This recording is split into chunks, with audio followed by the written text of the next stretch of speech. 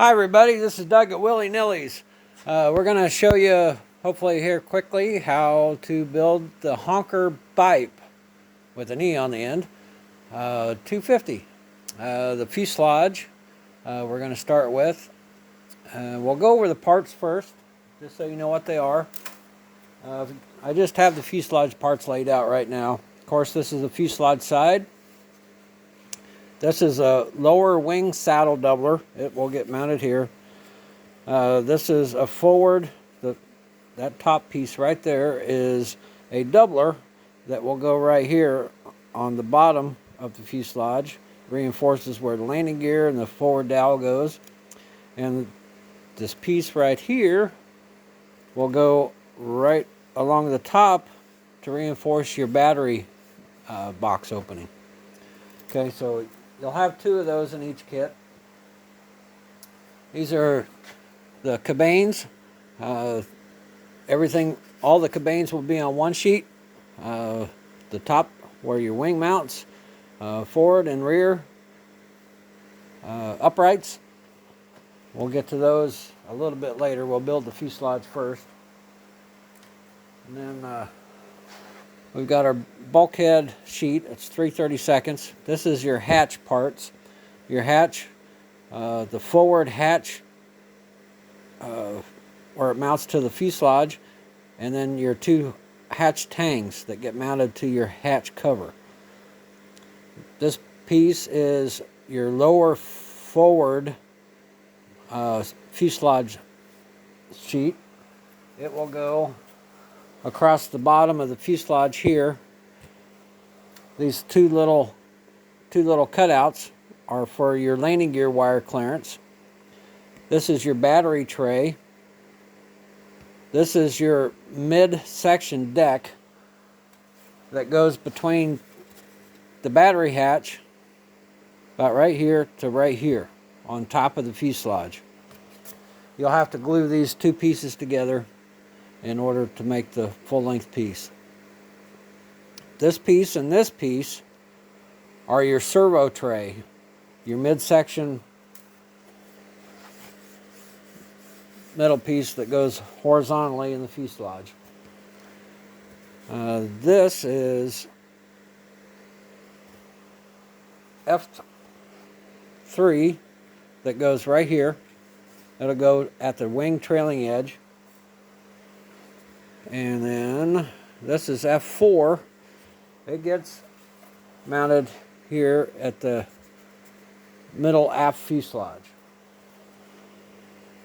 I've already got this punched out, but you'll have a dihedral angle gauge for rudder and elevator only. And then for the optional ailerons, there's a recommended dihedral gauge for the ailerons. We'll cover that when we build the wings for the biplane. Let's see, already covered that. These are your headrest pieces. It's sandwiched together to build it up.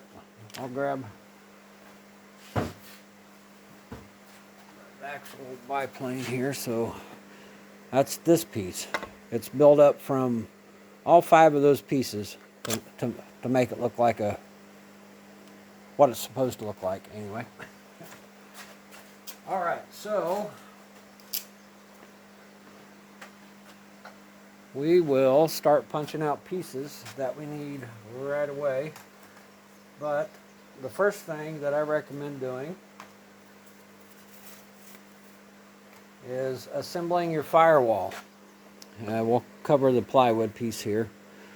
Of course, that is your tail skid.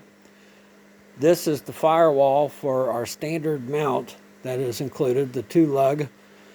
You can use for our standard 1306 motor and our new 7-cylinder radial that we're releasing today.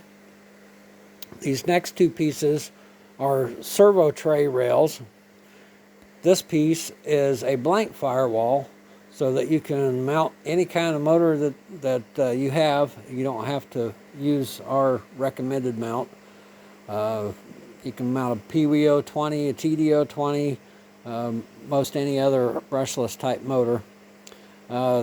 This next one is F2, and it gets mounted right here at the wing leading edge vertically, and it has little holes in there, so when you make your landing gear, you can bind it in there with some fishing line or soft copper wire, something like that. And then these little donut looking things are wheel retainers. They act like wheel collars. You just glue them in place on the wire gear. They work real good, real simple, effective.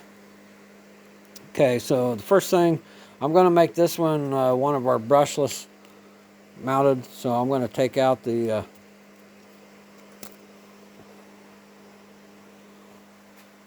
firewall for that, and I'll find me a screwdriver to punch these out.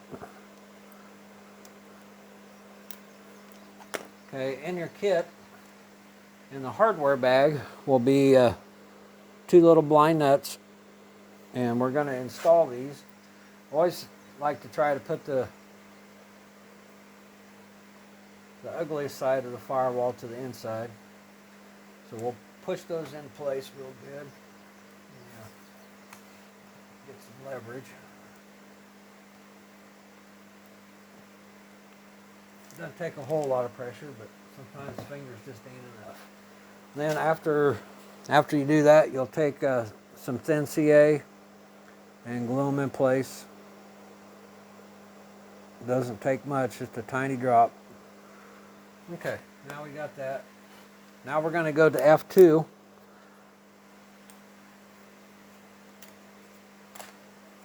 Bulkhead. Pop that disc out. And then you can take one of your push rod wires and clear these little holes so you can get your wire or fishing line through there real easy. You can use the wire like bread ties. Just strip the paper or plastic off of them. That's probably the easiest way to do it, but I don't have any right now, so we're going to use fishing line. All right, in your kit also will be a length of .055 music wire. First thing, the wire gear is real easy to bend. Go 3/4 of an inch and bend it about that angle. And then you're going to go between 3 1/8 and 3 1/4.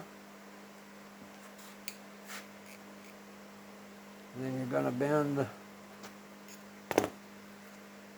to match. I went over just a little bit.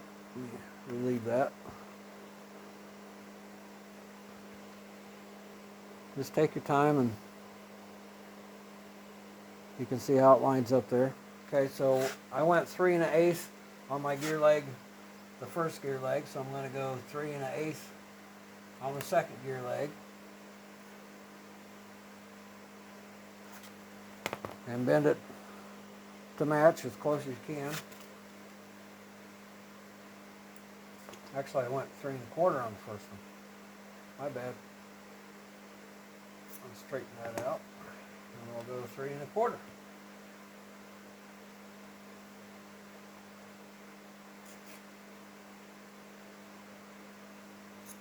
I'm pretty good at showing people what not to do, so we'll try that.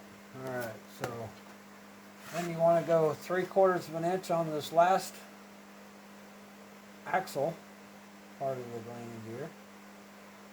Cut it off.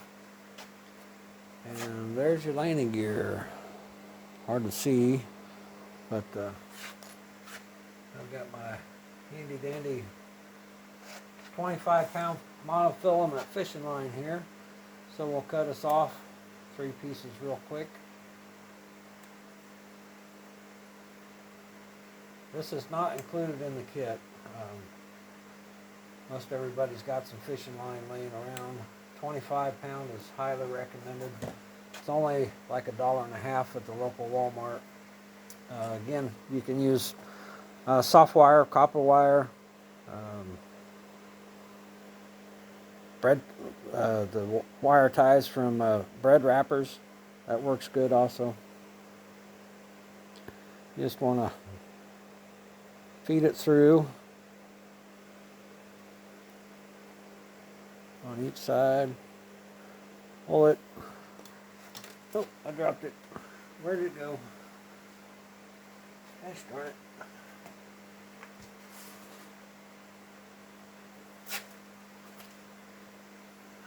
I want to pause this for a second while I find my landing gear wire.